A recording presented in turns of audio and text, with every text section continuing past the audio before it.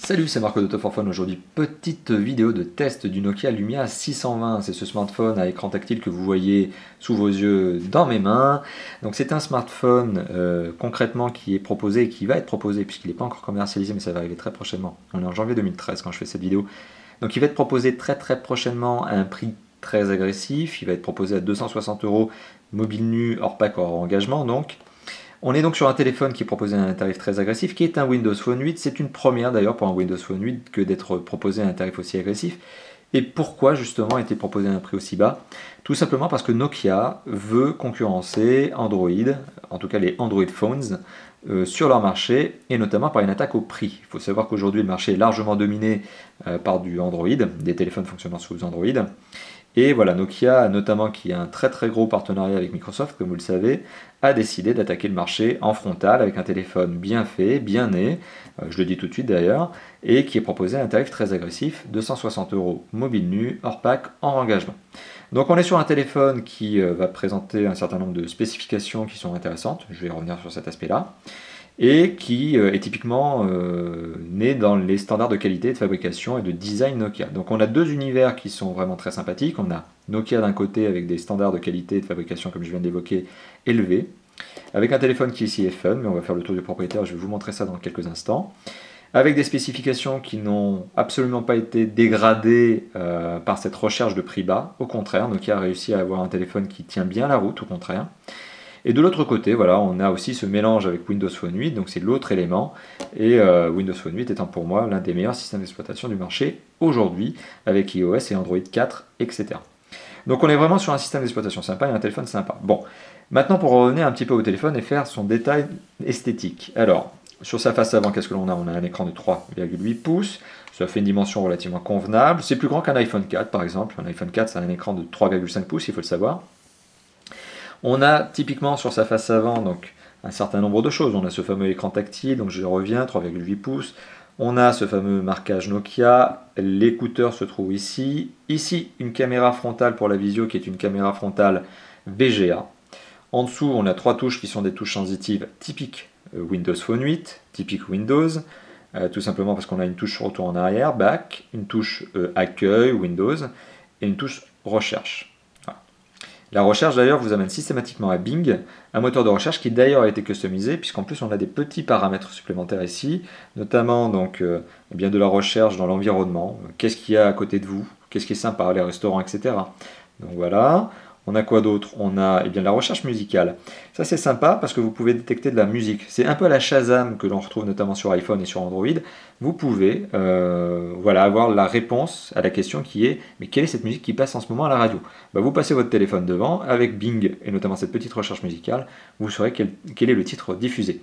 Et vous avez aussi une petite recherche par QR codes, par code barre, etc. Donc voilà, le moteur de recherche finalement est très bien fait puisque outre ces fonctions que je vous ai montrées, c'est aussi un moteur de recherche classique sur lequel vous pourrez taper vos requêtes. Donc voilà, donc c'est cette petite touche qui se trouve en bas à droite qui est la touche recherche et qui vous amène donc à Bing systématiquement. Alors sur le reste du téléphone, donc là je vous ai présenté sa face avant. Sur le côté de gauche du mobile, on ne retrouve aucune fonctionnalité, on est dépourvu de tout bouton. Sur le haut du mobile, on a un jack 3.5. Sur le côté droit du mobile, alors on a une série de boutons. Donc on a un bouton qui est on-off, verrouillage, déverrouillage, un bouton de contrôle de volume plus-moins et un bouton raccourci appareil photo. Donc très bon point, il y a bien un raccourci appareil photo et tous les boutons, donc, comme vous le voyez, sont disposés sur le côté droit du mobile. Et en dessous, on a donc une entrée micro, mais ça n'est pas le point essentiel. On a le fameux micro USB qui vous permet de recharger et de synchroniser ce fameux téléphone. Alors, pour le reste, derrière le téléphone, qu'est-ce que l'on retrouve? On retrouve le marquage Nokia, on retrouve un capteur photo et on retrouve son flash LED. Alors le capteur photo, si je reprends ma petite fiche, pour juste vérifier que c'est bien 5 mégapixels, oui, c'est bien ça, c'est bien 5 mégapixels.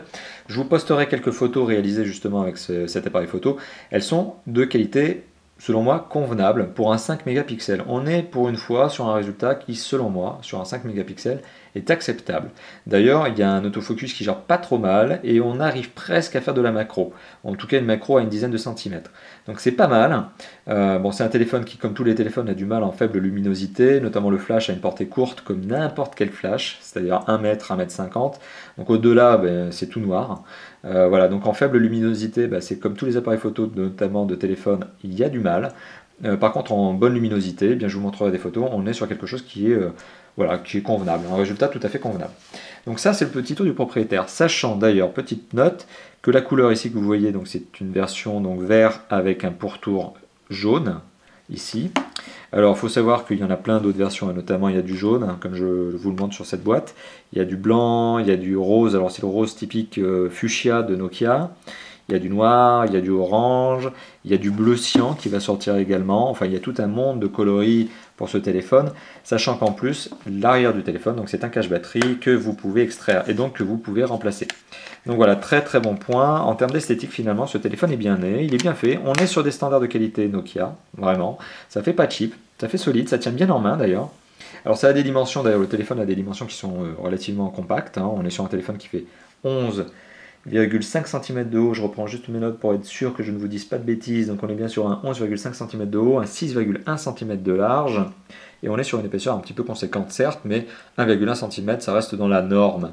Le tout pour 127 grammes, on est sur un téléphone qui tient bien en main, qui n'est pas trop lourd, au contraire, on est vraiment dans la bonne moyenne.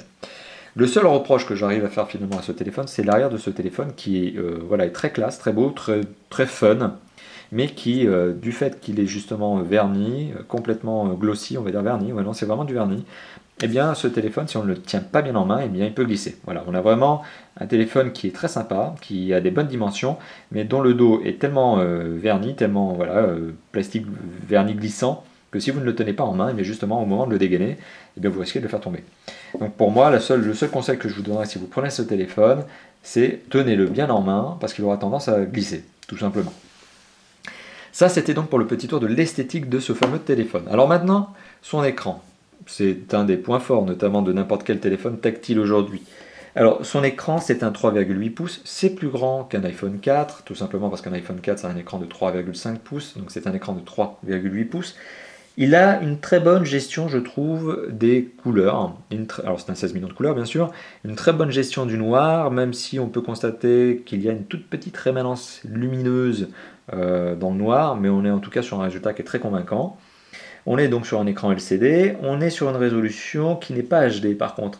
C'est l'un des points sur lequel il y a eu de l'économie de la part de Nokia, tout simplement. Il faut savoir que de la HD sur un écran de smartphone, eh bien ça vaut cher. C'est un composant qui vaut cher justement, et pour baisser le prix de revient, et donc baisser le prix de fabrication, et donc le coût de revient de ce mobile, et donc le prix de vente du mobile, forcément, et tous les constructeurs le font, c'est l'écran qui en général trinque. Alors ici on est sur une résolution qui reste malgré tout acceptable, même si ça n'est pas du HD, puisqu'on a une résolution de 800 pixels par 480 pixels. Sachant que le HD, comme vous le savez, commence à 720 pixels minimum de côté. Donc on n'est pas sur du HD, on est sur une résolution WVGA, mais qui reste convenable, d'autant plus que lorsque la taille de l'écran est de ce niveau-là, donc c'est-à-dire qu'on n'est pas sur un écran de 5 pouces hyper étiré, on est sur un écran de 3,8 pouces qui est un écran compact, on va le dire comme ça, et bien finalement la densité de pixels est tout à fait bonne, puisqu'on a une densité de 245 ppi, donc les fameux pixels per inch, les pixels par pouce, et donc finalement on est sur quelque chose qui donne une sensation de netteté. On n'a pas trop finalement l'impression que l'écran est un écran cheap grâce à cette densité de pixels. Donc c'est un bon point. L'écran est finalement un bon écran et c'est un écran LCD. Concernant la dalle, c'est une dalle tactile capacitive, donc c'est la meilleure des technologies grand public. Et pour tout vous dire, pendant mes différentes phases de test de ce téléphone, je n'ai jamais constaté une seule phase de latence. Il n'y a jamais eu de latence sur ce fameux écran. Enfin, en tout cas, pardon, sur cette fameuse dalle tactile.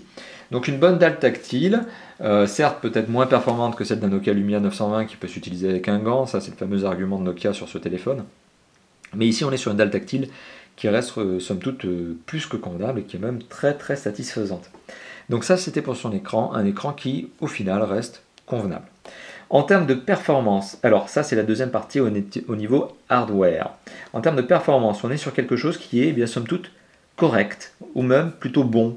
Voilà, on est sur un processeur qui est un Snapdragon S4, donc de Qualcomm, donc double cœur de 1 GHz, donc c'est un très bon processeur, épaulé par 512 MO de RAM. Alors il faut savoir que par exemple, à titre d'exemple, le Nokia Lumia 920, c'est le best aujourd'hui chez Nokia, c'est le gros, le lourd, le haut de gamme absolu.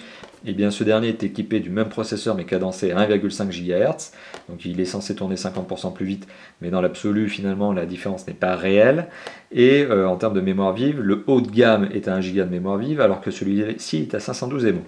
Donc on est sur finalement un résultat qui est nettement moins cher que le Nokia Lumia 920, pardon, j'en bafouille, qui est l'haut de gamme absolu qui vaut 600 euros. Là ici on est à 260 euros, hein, moins de la moitié. Mais on est finalement sur des performances qui restent plus que convenables, plus qu'acceptables. En gros, aujourd'hui, toutes les applications qui sont disponibles et tous les jeux qui sont disponibles sur Windows Phone 8 peuvent fonctionner et fonctionneront sur ce téléphone. Donc il n'y a pas de problème en termes de performance. On est sur quelque chose qui est bien composé, qui est bien constitué. On est sur un téléphone qui est homogène.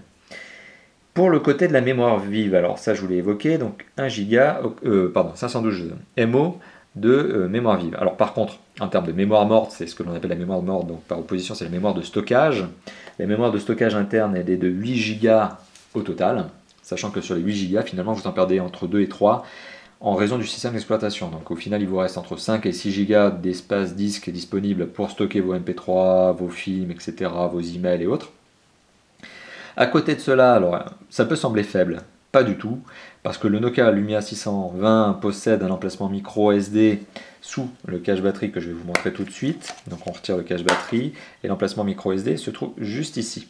En dessous de la batterie se trouve d'ailleurs, c'est une petite parenthèse, la carte SIM qui est au format micro. D'ailleurs c'est une micro SIM. Et la batterie elle-même, si mes souvenirs sont bons, et on le vérifiera à la fin de ce test, c'est une batterie de 1300 mAh. Donc c'est le point faible finalement de ce téléphone, mais on y reviendra. Donc ça c'était juste pour la petite parenthèse pour vous évoquer la mémoire de stockage. Donc on a bien 8 Go de mémoire interne, 6 réellement disponibles.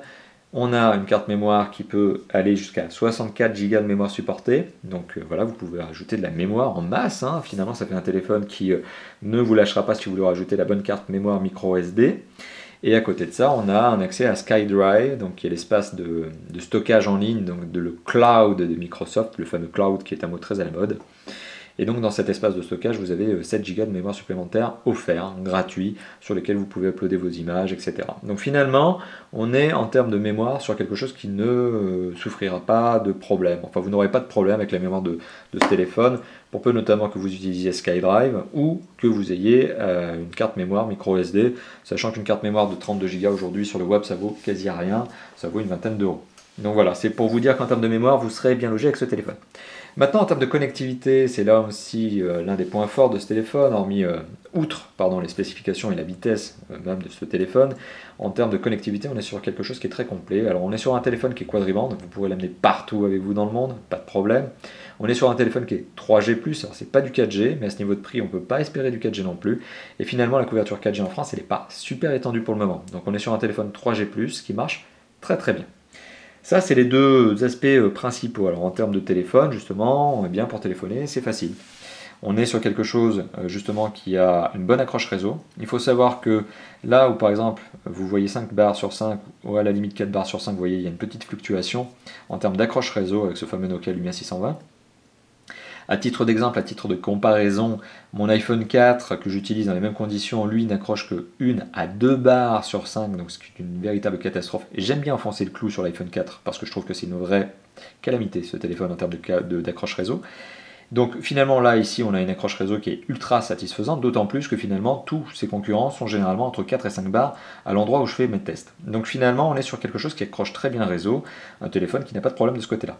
Donc la fonctionnalité téléphonique elle est relativement simple, hein. Il suffit de composer son numéro, rien de plus simple. Vous avez un répertoire qui vous permet bien évidemment de gérer vos contacts, voilà, donc pas de problème.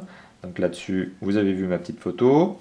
Donc on est sur quelque chose qui est encore bien né, bien composé, avec du répertoire. Vous pouvez rechercher dans vos répertoires, etc. Vous avez la messagerie vocale, etc. Bon, la fonction téléphonique, tout ça pour vous dire finalement qu'elle est respectée, elle est de bonne qualité. Pareil pour les SMS, envoyer un SMS ne pose pas de problème. La lecture d'un SMS, elle est sous forme conversationnelle, comme vous le voyez. Donc on est vraiment sous forme de chat en fait. Et puis taper un SMS n'est pas un problème, donc je peux très très facilement saisir un SMS. Voilà, donc je vais rentrer tout simplement dans la saisie du SMS. Bon, je tape un peu n'importe quoi parce que je n'ai pas spécialement envie de vous montrer une saisie test, etc. Mais bon, vous voyez, je tape mon petit SMS. Voilà, donc il n'y a pas de problème en termes de fonctionnalité de base, en termes de connectivité réseau. Pour le reste, donc, comme je vous l'ai évoqué, on est sur un 3G+, donc si j'ouvre un navigateur, pour vous montrer aussi l'usage internet que l'on a de ce téléphone, j'ouvre un navigateur, c'est Internet Explorer, ni plus ni moins, tout est supporté, toutes les formats sont supportées, j'ai le plaisir justement à naviguer dans ma page, je peux ouvrir une page, pas de problème. Alors vous l'avez vu, j'ai un zoom dézoom, tout simplement parce que j'ai un écran tactile capacitif, donc c'est un multipoint, donc je peux zoomer, dézoomer dans ma page, etc. Je peux scroller, enfin ça c'est pas un problème. Mon navigateur répond bien. D'ailleurs pour tout vous dire, sous Android, en général les templates de notre site qui sont Top 4 Phone, donc comme vous le savez, une URL que vous voyez en haut à gauche de cette vidéo, le template a généralement l'habitude de claquer sous certains navigateurs, sous certains browsers donc de Android. Et bien pour le coup, là ici, le résultat est très bon, on ne claque pas, la page est parfaitement affichée, tous les éléments sont affichés et en plus vous l'avez vu avec un accéléromètre, je peux passer en mode portrait à un mode paysage sans aucun souci. Ce qui me permet aussi de vous dire que vous avez un accéléromètre dans ce téléphone. Voilà, donc ça c'était pour les fonctionnalités de base de ce téléphone. Maintenant les autres fonctionnalités, les autres normes de connectivité, pour en revenir à cette fameuse notion de connectivité, eh bien ce téléphone ne souffre de rien. J'enfonce encore le clou parce que je dis effectivement que ce téléphone ne souffre de rien parce qu'il est Wi-Fi notamment. Alors il est Wi-Fi, il est ABGN, il est Wi-Fi direct, il a tout. Donc en termes de Wi-Fi, vous ne pourrez pas le prendre en défaut. Il est également Bluetooth, c'est un Bluetooth 3.0, donc encore une fois de plus, vous ne pourrez pas le prendre en défaut. Autre norme qui est ajoutée dans ce téléphone, et comme dans tous les nouveaux Nokia Lumia, c'est le NFC. Le téléphone est doté d'un capteur NFC tout simplement, et donc vous pourrez gérer des tags NFC. Donc très très bon point, cette fameuse technologie, certes aujourd'hui pas encore extrêmement exploitée, mais qui selon moi dans l'année ou dans les 2 ans à venir va devenir vraiment un standard. Donc ce fameux NFC, une très très bonne norme, elle est déjà de base dans ce téléphone. À côté de ça, vous avez une puce GPS AGPS GLONASS. Donc en gros, vous avez toutes les normes aujourd'hui de navigation, en tout cas de localisation qui sont dans ce téléphone. C'est un point fort parce qu'il faut savoir en fait que Nokia, outre le fait ici, le fameux Lumia, outre le fait de s'appuyer sur un système d'exploitation qui est de qualité, qui est le fameux Windows Phone 8, eh bien Nokia est aussi très très fort dans la partie software, et notamment dans la partie software de navigation. Donc, et je vais revenir sur cet aspect-là, il y a des logiciels de navigation qui sont présents par défaut. Il y a notamment le fameux Nokia Drive, qui est un logiciel de navigation GPS, donc, qui est gratuit et qui est un GPS mondial avec des cartes téléchargeables. Mais je vais revenir sur cet aspect-là. Et donc justement, voilà, en termes de connectivité, pour revenir encore et pour finir ma parenthèse, en termes de connectivité, on n'a pas de problème, on n'a rien à souffrir. En plus, j'ai oublié de vous indiquer, donc je le rappelle, qu'on a un micro USB sous le bas du téléphone et un jack 3.5 sur le haut du téléphone. On est vraiment sur un téléphone connecté, avec toutes les normes qui sont nécessaires aujourd'hui. Si ce n'est, on fera la parenthèse encore une fois de plus, si ce n'est la 4G. Alors le système d'exploitation, on y arrive enfin. Donc c'est Windows Phone 8. Windows Phone 8, c'est la nouvelle évolution bien évidemment de Windows Phone 7 et de 7.5 et bientôt 7.8 puisqu'il va y avoir une mise à jour qui est prévue. En tout cas, il y a une mise à jour prévue de Windows 7 en Windows 7.8. Donc Windows 8, c'est un très très bon système d'exploitation. Non seulement il est selon moi très ergonomique, très ludique, très facile à personnaliser. Donc là-dessus, je vais vous montrer comment ça marche. Il est donc, comme je vous l'évoquais, très ergonomique parce qu'il s'appuie sur 2 panneaux. Il a un panneau d'accueil qui est le panneau que vous allez ultra personnaliser, donc en termes de coloris notamment, mais aussi en termes de taille d'icônes et en termes d'icônes que vous voulez placer. Donc par exemple, je peux diminuer des icônes, je peux agrandir mes icônes. Il y a 3 tailles d'icônes, jusqu'à 3 tailles d'icônes par icône. Donc ça, c'est le bon point. En plus, Windows Phone 8 a ce que l'on appelle des Live Tiles. Alors les Live Tiles, en fait, il faut savoir que tous ces carrés sur Windows Phone 8 s'appellent des tiles, des tuiles en français. Et ces tiles peuvent être animés. Alors là, on a rapidement vu effectivement une animation de certaines tiles, donc de certaines tuiles. Notamment, eh bien, vous pourriez avoir, c'est ce que je mettais en place sur mon Nokia Lumia 920, une animation de l'infotrafic. Par exemple, j'avais une application qui s'appelle MyBeTraffic et qui me permettait d'avoir sur mon 920 eh bien, un rafraîchissement des informations de trafic. Est-ce que le trafic était fluide dans mon environnement ou pas? Donc ça, c'est typiquement une application, une utilité de ces fameuses Live Tiles. Donc c'est cette fameuse animation. Vous voyez, là, il y a mon petit avatar de Xbox qui s'anime. Alors là, ça ne vous apporte pas d'informations supplémentaires, mais ça donne un dynamisme, en tout cas un côté très ludique à ce système d'exploitation. Donc c'est très sympa. Donc il y a ce premier panneau d'accueil qui est extrêmement personnalisable, et puis il y a ce deuxième panneau qui contient toutes vos applications. Et lorsque vous en avez beaucoup trop, en fait, lorsque vous commencez à avoir beaucoup d'applications, eh bien elles sont classées par ordre alphabétique et vous avez des raccourcis de lettres. Et donc vous pouvez naviguer comme dans votre répertoire finalement téléphonique de contacts et retrouver très facilement vos applications. D'autant plus que, je le répète, vous pouvez accrocher celle qui vous intéresse sur votre home. Il n'y a pas de limite, donc vous pourriez faire un scroll à 20 scrolls si vous vouliez. Donc là-dessus, il n'y a pas de problème. Donc je vous l'évoquais, c'est aussi un système d'exploitation qui est très personnalisable, en tout cas son panneau d'accueil, notamment en termes de couleurs. Donc là je vous ai montré la différence de taille, là je vous montre comment on scrolle d'un panneau à l'autre, et bien maintenant je vais vous montrer tout simplement comment on différencie, enfin comment on change pardon, les couleurs de ce fameux menu. Alors par exemple c'est très simple, il me suffit d'aller dans thème, donc paramètres, thème, je choisis ma couleur d'écriture, ma couleur d'icône, donc là on était en bleu, et bien je vais mettre du rouge, mettons, et je vais passer non plus en habillage sombre, mais en habillage clair, donc fond blanc. Et voilà ce que ça donne. Donc je me retrouve ici, non plus avec un noir avec des icônes bleues, mais avec du blanc avec des icônes rouges. Bon, je vais revenir sur le noir parce que c'est quand même moins flashy au niveau de la caméra, mais vous l'avez vu, vous pouvez changer les couleurs très très facilement. Sachant que par défaut, en fait, tous les Nokia Lumia sont toujours systématiquement proposés en habillage sombre avec du bleu, sauf quand ils viennent dans des packs opérateurs comme Orange où ils sont en habillage noir avec du orange. Bon, vraiment ça c'était la petite parenthèse pas très utile, mais pour vous évoquer que voilà, on peut changer très facilement les couleurs. Donc ça c'est la personnalisation même de ce fameux système d'exploitation. Alors je vous l'évoquais, Nokia très très fort, notamment dans les applications GPS. Alors il y a par défaut ici 3 applications GPS, 3 applications de navigation, de localisation dans ce téléphone. Alors il y a Nokia Carte. Nokia Carte, qu'est-ce que c'est? C'est un Maps en fait. Les connaisseurs de Google Maps sauront voilà, que Nokia Map, c'est ni plus ni moins qu'un... Enfin, Nokia Carte, pardon, c'est ni plus ni moins qu'un Maps. Donc vous pouvez zoomer, dézoomer. Bon, votre position est très rapidement retrouvée. Je trouve d'ailleurs le fixe satellitaire très très bon. Donc ça, c'est Carte, Nokia Carte. Bon, une bonne application de carte si vous n'avez pas envie de lancer votre logiciel de navigation. Vous avez aussi Nokia Explore, qui est un complément d'une application qui s'appelle Environ, qui est proposée par Microsoft sur Windows Phone 8. Eh bien, il y a Nokia Explore qui vient s'ajouter en plus, et qui vous permet par exemple de connaître tous les restaurants dans vos alentours. Alors bon, là, je suis obligé d'étalonner le téléphone. Bon, j'aurais peut-être pas dû faire ça, c'est l'effet Bonaldi. Voilà, allez, hop. Donc là, je suis en train d'activer la boussole. Donc là, j'ai calibré le téléphone. En fait, il faut savoir que je l'ai réinitialisé. Donc j'ai oublié de calibrer le téléphone. Et donc dans mon environnement, voilà, si c'est de la réalité augmentée. Bon, là je ne vais pas montrer le téléphone en haut parce que vous verriez en fait le mur qui est en face de moi et tout ça, c'est pas très intéressant. Là pour le coup, vous voyez la table, c'est pas plus intéressant non plus. Mais ça me permet également de vous montrer en fait comment se déroule, comment s'utilise cette application. Donc tout autour de moi, eh bien, je connais les restaurants. Voilà. Donc c'est le fameux Nokia Explore qui vient s'ajouter en fait à cette application qui s'appelle Environ, et qui est l'application qui est proposée par Microsoft. Donc il y a une sorte de redondance, mais pour le coup je préfère Nokia Explore qui est vraiment plus performant que Environ de Microsoft. Donc voilà, ça c'est vraiment de l'application localisation. Et maintenant pour revenir vraiment à la grosse force de Nokia sur les fameux Lumia, c'est le fameux Nokia Drive en fait. Alors Nokia Drive c'est une application de GPS. Nokia Drive, c'est une application de GPS qui est très très bien faite parce que premièrement, alors c'est une application qui peut être online mais que vous pouvez avoir offline et je vous conseille de l'avoir offline. Vous pouvez télécharger la quasi-totalité des cartes mondiales, c'est-à-dire qu'il y a plus qu'une centaine de pays qui sont couverts dans le monde avec Nokia Drive. Et quand je dis couvert, ce n'est pas juste une vue satellitaire de haut, de loin, c'est vraiment le degré de précision absolue avec les rues. Donc c'est vraiment un logiciel de GPS qui est très bien fait, très bien conçu. En plus, qui est customisable dans le sens où vous pouvez passer l'affichage en 2D ou 3D, vous pouvez définir des points of interest, donc des POI, donc des favoris, vous pouvez passer dans un mode, alors pour revenir justement à cette notion-là, vous pouvez passer d'un mode portrait à un mode paysage grâce à l'accéléromètre.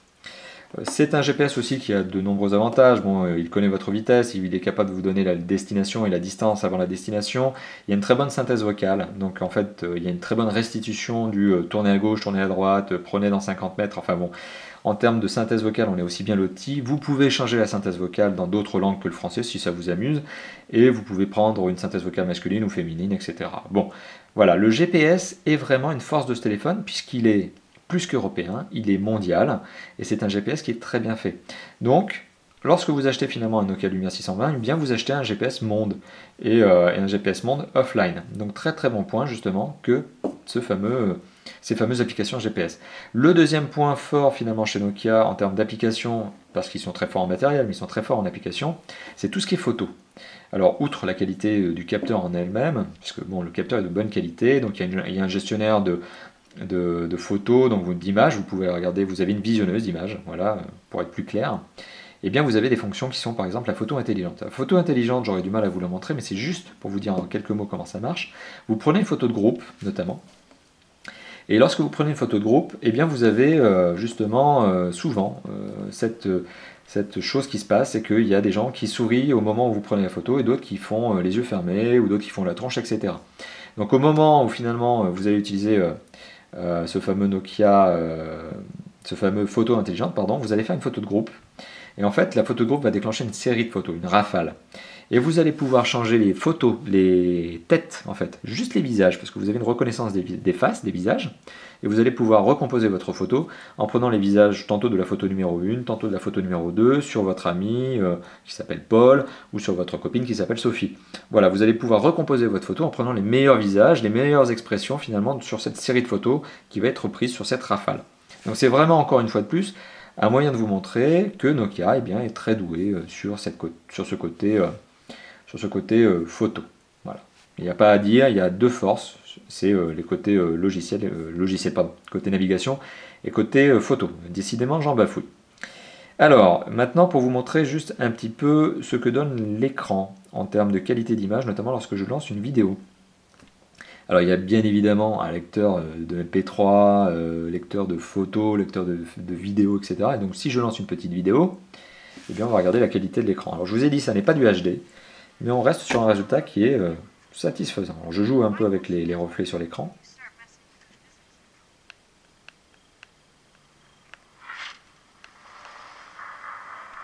Les amateurs auront reconnu le film Inception. Voilà, mais on est sur une qualité d'écran qui rend très bien.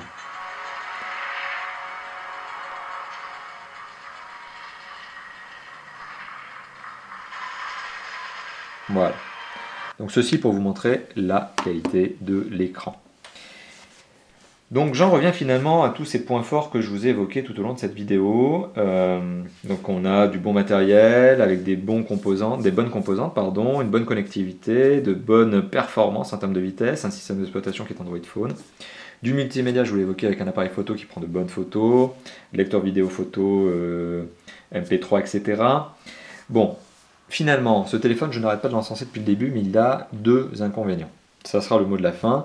Il a deux petits inconvénients. Donc, comme je vous l'ai évoqué tout à l'heure, en termes de design, il est très sympa, mais son cache batterie est en plastique verni qui glisse, donc il faut vraiment le tenir en main, fermement en main. C'est le premier défaut que je lui trouve, mais ça n'est pas vraiment un défaut en soi, finalement, c'est à vous d'être précautionneux quand vous utilisez votre téléphone. Faites attention. Le deuxième point, c'est finalement que la batterie de ce téléphone n'est qu'une simple 1300 mAh. Ça peut être un peu faible. C'est un peu dommage parce que je trouve que le téléphone notamment a une taille suffisamment conséquente qui aurait probablement pu permettre aux ingénieurs de mettre une batterie plus grosse. Alors qui dit batterie plus grosse dit probablement coût de revient, encore une fois plus on y revient, plus important. Et bien finalement voilà, on a une batterie qui est de 1300 mAh. Alors 1300 mAh sur un téléphone qui n'est pas si énergivore que ça, et bien ça vous permettra de tenir une bonne journée. Voilà, l'écran n'est pas super énergivore, les composants internes sont bien gérés. Si vous n'activez pas le Bluetooth, qui est extrêmement consommateur d'énergie, finalement, eh bien vous serez sur une autonomie de 1 jour, voire 2 jours en fonction de votre utilisation. Si vous êtes dans une utilisation un peu plus agressive, ça sera 1 jour. Si vous êtes dans une utilisation un peu plus cool, avec un peu d'appel, un peu de SMS, ça sera 2 jours. Voilà. Donc le point finalement, qui est le point selon moi le plus négatif de ce téléphone, c'est son autonomie, c'est sa petite batterie. Pour le reste, voilà, ça sera la grosse conclusion. Pour le reste, c'est un téléphone que je vous recommande. Oui, c'est un téléphone, franchement, honnêtement, qui est doté d'un très bon système d'exploitation. Je n'arrête pas de l'encenser, mais ça fait sens, selon moi, en tout cas, ce système d'exploitation, pardon, j'en bafouille encore, fait selon moi partie des 3 meilleurs du marché. Voilà, c'est une certitude. C'est du matériel très très bien fait chez Nokia et j'ai plaisir notamment à voir Nokia revenir sur le devant de la scène avec de très bons mobiles. C'est justement le comeback de Nokia, 2012 a été son comeback, 2013 le sera encore plus. On est vraiment sur un téléphone qui est bien composé en termes de matériel. On a beau être sur un prix très agressif, Nokia n'a pas non plus éclaté les composantes en diminuant les performances. On est sur quelque chose qui est très harmonieux, très homogène, pardon. Décidément j'en bafouille énormément. Donc on est somme toute sur un téléphone qui selon moi est un très très bon téléphone moyen de gamme, qui est une excellente alternative aux Android Phone, qui est un téléphone qui est doté d'un très bon système d'exploitation, qui a de bonnes performances et qui a une esthétique selon moi très fun, très sympa et qui sort de la grisaille de tous ces téléphones qui sont souvent des Android avec des plastiques noirs, classiques, banals, sans forme étudiée. Là, on est voilà, sur quelque chose de marrant, de drôle, de fun. Voilà, c'est vraiment le mot. Pour moi, c'est un téléphone fun, performant et vendu à bas prix. Voilà, donc merci d'avoir visionné cette vidéo. Comme d'habitude, elle sera publiée sur notre blog top-fort-phone.fr, donc une URL que vous voyez en haut à gauche de cette vidéo depuis le début de la vidéo d'ailleurs. Vous pourrez également retrouver cette vidéo sur notre chaîne YouTube Top for Phone, le tout attaché. N'hésitez pas à commenter la vidéo, n'hésitez pas à poser vos questions. Donc j'ai dit, n'hésitez pas à commenter la vidéo, à me dire ce qui va pas dans la présentation justement que je vous en fais de ces fameux téléphones. N'hésitez pas aussi à dire ce que vous pensez finalement de ce fameux Nokia Lumia 620. Est-ce que c'est selon vous quelque chose qui est intéressant? Est-ce que c'est un mobile qui justement est une vraie alternative aux Android? Moi je le pense, mais est-ce que vous le pensez aussi? Donc c'est là le débat que je vous propose d'avoir. Voilà, donc n'hésitez pas à commenter, n'hésitez pas à liker la vidéo, n'hésitez pas également à vous abonner à notre chaîne. Tout simplement, aujourd'hui on est à plus de 2500 abonnés. Et bien je compte sur vous pour qu'on arrive à dépasser très rapidement le cap des 3000. Voilà, merci encore et à bientôt. Ciao ciao.